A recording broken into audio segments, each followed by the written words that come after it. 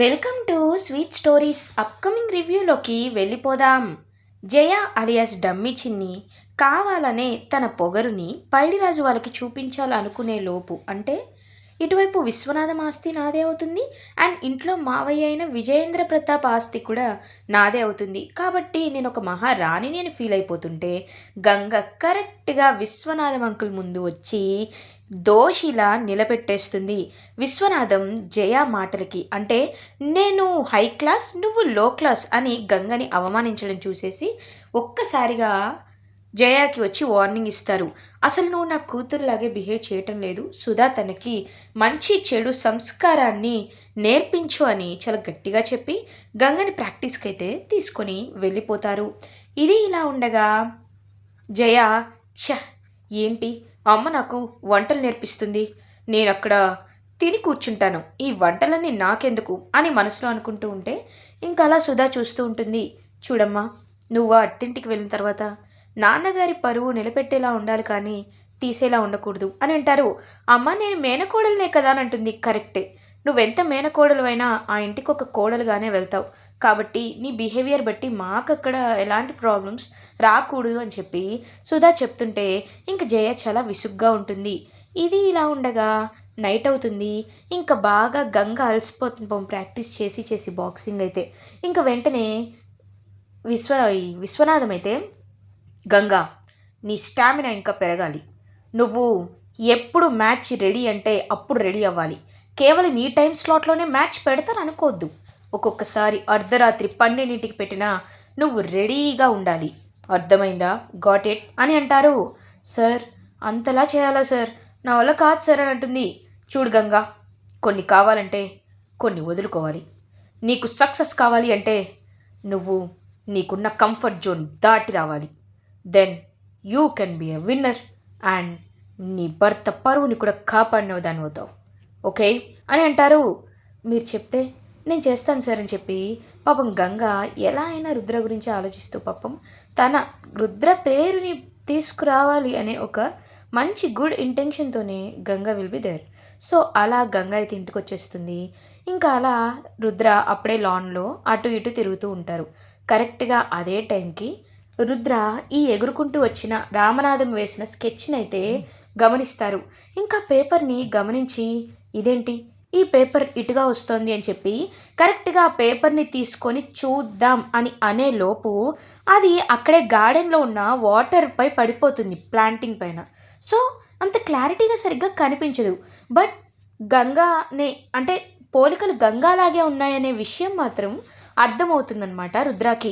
ఒక 50-40% మాత్రమే ఆ స్కెచ్లో కనబడుతుంది. ఆ ఉన్నది కూడా అచ్చం గంగాలా ఉండడం ఏంటని చెప్పి రుద్ర ఆలోచిస్తూ ఉంటారు. అప్పుడే కరెక్ట్గా గంగా అండ్ రంగా ఇద్దరు ఇంటికి రీచ్ అవుతారు. గంగా నీతో మాట్లాడాలి అని అంటారు రంగాతో అండ్ గంగాతో రుద్ర. ఏమైంది సార్ అని అడుగుతుంది గంగా. ఆ రోజు స్కెచ్ ఆర్టిస్ట్ రామనాథం గారు మన ఇంటికి వచ్చారు, కానీ వీరు అతని చేతిలో ఉన్న స్కెచ్ని లాక్కొని అతన్ని బయటికి బలవంతంగా పంపించేశారు. దీనికి రీజన్ ఏంటో మనకి ఇప్పటి వరకు తెలీదు. బట్ నేను ఇవాళే ఆ స్కెచ్ని చూడడం జరిగింది. ఆ స్కెచ్లో ఉన్న పోలికలు నీలో మ్యాచ్ అవుతున్నాయి గంగా అని అంటారు. ఒక్కసారిగా ఇంకా గంగా షాక్లో ఉండిపోతుంది. ఇంకా రంగా అది ఇప్పుడు బావ కరెక్ట్గా ఆలోచిస్తున్నాడు, ఖచ్చితంగా బావకి నిజం తెలిసే రోజు త్వరలోనే వచ్చేస్తుంది అని హ్యాపీగా ఫీల్ అవుతారు. సార్ ఏం మాట్లాడుతున్నారు సార్ మీరు అని అంటుంది గంగా. అవును గంగా, నేను కరెక్ట్గానే చెప్తున్నాను, అంత స్కెచ్ సరిగా కనిపించకపోవచ్చు, కానీ ఆ స్కెచ్లో ఉన్న అమ్మాయి అచ్చం నీ పోలికలతోనే ఉంది, అసలు ఏం జరుగుతుందో నాకేమీ అర్థం కావటం లేదు అని అంటారు. సార్ ఇదంతటికీ కారణం ఆ వీరునే కదా సార్, వీరుని అడిగితే చెప్తాడు కదా అని అంటుంది. వీరుని అడిగితే ఎందుకు చెప్తాడు చెల్లి, మనమే వెళ్ళి కనుక్కోవాలి అని అంటాడు రంగా. ఎగ్జాక్ట్లీ, మనమే వెళ్ళి స్కెచ్ ఆర్టిస్ట్ రామనాథం ఇంటికి వెళ్ళి అసలు ఏం జరుగుతుందో తెలుసుకోవాలని చెప్పి ఇంకా అలా స్కెచ్ ఆర్టిస్ట్ రామనాథం ఇంటికి అయితే తెలుసుకొని బయలుదేరుతారు రుద్ర, గంగా అండ్ రంగా. కరెక్ట్గా అదే టైంకి విశ్వనాథేమో హలో రుద్ర గారు, మీరు మా ఇంటికి రాబోతున్నారా, చాలా సంతోషం అండి, నేను మా ఇంట్లోనే ఉన్నాను, మీకోసం ఎదురు చూస్తూ ఉంటాను అని గంగ గురించి ఇవాళైనా ఆయనకు అసలైన నిజం చెప్పేయాలి. చెప్పేస్తేనే నా మనసు కొంచెం ప్రశాంతంగా ఉంటుంది అని పాపం ఆయన ఆలోచిస్తూ ఉంటే డోర్ నాక్ అయిన సౌండ్ వినపడుతుంది. రుద్ర గారే వచ్చారేమో అని అనుకునేసరికి అక్కడికి ఈగల్ ఫేస్తో వస్తాడు వీరు. ఒక్కసారిగా వీరుని చూసి భయపడుతూ ఉంటారు. వెంటనే స్కెచ్ ఆర్టిస్ట్ రామనాథం, ఏంటి రామనాథం గారు నన్ను చూసి భయపడుతున్నారా? చెప్పాను కదా నా జోలికి వస్తే ప్రాణాలు అరచేతుల్లో పెట్టుకోవాలని. అయినా నా మాటపై నీకు గౌరవం లేదు అంటే నిన్ను నేను చంపేయాల్సిందే కదా అని అంటారు. వద్దు వద్దు, రుద్ర వాళ్ళు ఆల్రెడీ ఇంటికి వచ్చేస్తున్నారు. ఏ నిమిషమైనా వాళ్ళు ఇక్కడ ఉండొచ్చు. నువ్వు నన్ను చంపుతున్నట్టు చూస్తే ఖచ్చితంగా వాళ్ళకి డౌట్ వస్తుంది. నన్ను చంపద్దు అని అంటారు.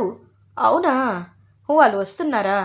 అయితే ఏంటి, వాళ్ళు వచ్చే లోపు నేను నిన్ను చంపేస్తాను కదా అని చెప్పి ఇంకా అలా వెంటనే చంపేద్దామని చెప్పి గొంతు గట్టిగా పట్టుకునేసరికి అప్పుడే కరెక్ట్గా రుద్ర వాళ్ళ కార్ సౌండ్ అయితే వినపడుతుంది.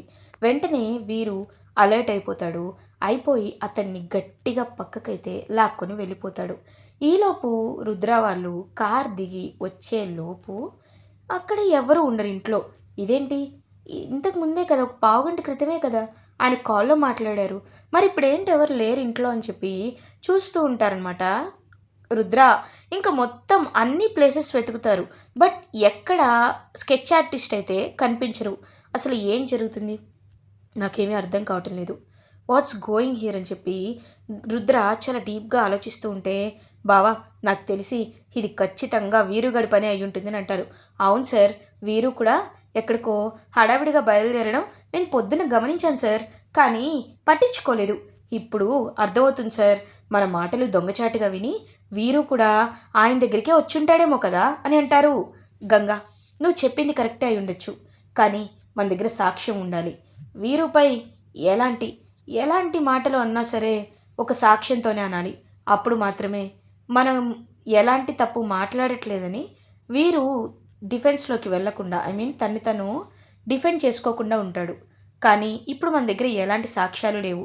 నిజంగా రామనాథం గారిని ఈయనే కిడ్నాప్ చేశాడు అనడానికి మనకు ఒక పక్కా ప్రూఫ్ కావాలి.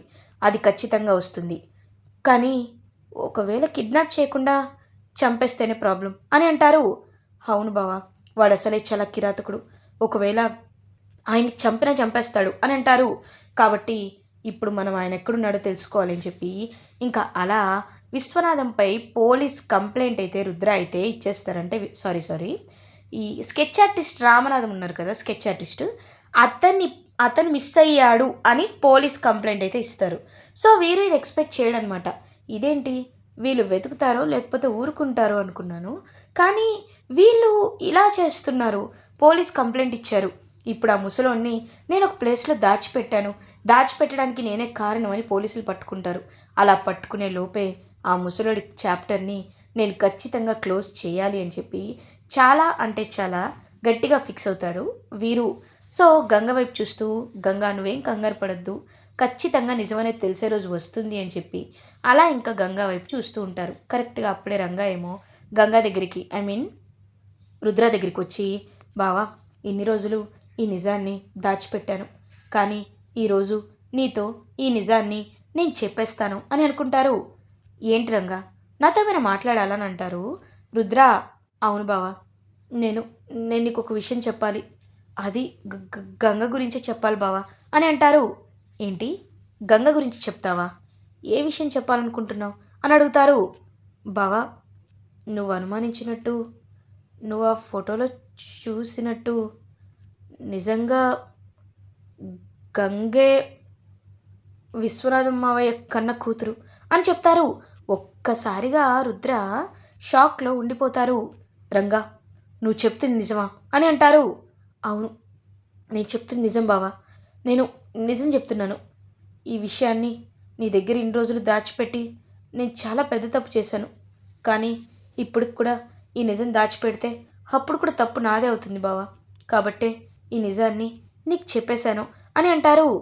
నీకెలా తెలుసు అని అడిగేసరికి నాకు పిన్ని బాబాయ్ చెప్పారు, వాళ్ళు కూడా చెప్దామని మీ దగ్గరికి వచ్చే లోపే ఆ డమ్మీ చిన్ని ఎంట్రీ ఇచ్చింది అని అంటారు. అర్థమైంది, అంతా అర్థమైంది. ఇప్పుడు మనం చేయాల్సింది గంగే విశ్వనాథం గారి కన్న కూతురు అనే పాయింట్ని మనం రేస్ చేయాలి. ఇది నిజమని ప్రూవ్ చేయాలి. కానీ ఎలా ప్రూవ్ చేస్తాం? మన దగ్గర సాక్ష్యాలు లేవు కదా అని ఆలోచిస్తూ ఉంటారు. అప్పుడే కరెక్ట్గా ఒక ఐడియా వస్తుంది రుద్రాకి. ఏంటి బావా, ఏదైనా ఐడియా వచ్చిందా అని అడుగుతారు. వచ్చింది రంగా, రా వెళ్దాం అని చెప్పి ఇంకా అలా రుద్ర అండ్ రంగా ఇద్దరు కలిసి బయలుదేరుతారు. "ఆ, ఇవాళ బ్లడ్ డొనేషన్ క్యాంప్ ఉంది కాబట్టి మీరు వస్తారు కదా మావయ్య గారు" అని అడుగుతాడు కావాలనే రంగా, సారీ రుద్ర. ఇంక వెంటనే ఎస్, ఎవ్రీ ఇయర్ నేను బ్లడ్ డొనేట్ చేస్తాను, వస్తాను అని విశ్వనాథం కూడా అంటారు. సో గంగని కూడా బ్లడ్ డొనేట్ చేయమని చెప్తాడు Rudra. So Ganga blood donate చేస్తుంది, విశ్వనాథం కూడా బ్లడ్ డొనేట్ చేస్తారు. దీని ప్రకారం గంగా విశ్వనాథ్ ఇద్దరి బ్లడ్ శాంపిల్స్ని కలెక్ట్ చేసుకుంటారు రుద్ర. అండ్ తన క్లోజ్ ఫ్రెండ్స్లో ఒకరికి చెప్పి ఈ రెండిటికి డిఎన్ఏ టెస్ట్ చేయించాలి. అప్పుడు మాత్రమే మనం గంగే విశ్వనాథం మావయ్య కన్న కూతురు అని బలంగా చెప్పచ్చు. ఈ విషయం ఎవ్వరికీ తెలియకూడదు అని గంగాకి అండ్ విశ్వనాథంకి డిఎన్ఏ టెస్ట్ చేయించాలి అని ఫిక్స్ అయిపోతారు రుద్ర. ఇలా ఎపిసోడ్ ఎండ్ అవుతుంది. ఫర్దర్ ఎపిసోడ్ రివ్యూస్ ముందుగా మీకు కావాలి అనుకుంటే మా ఛానల్ని సబ్స్క్రైబ్ చేసుకోండి. Thanks for watching.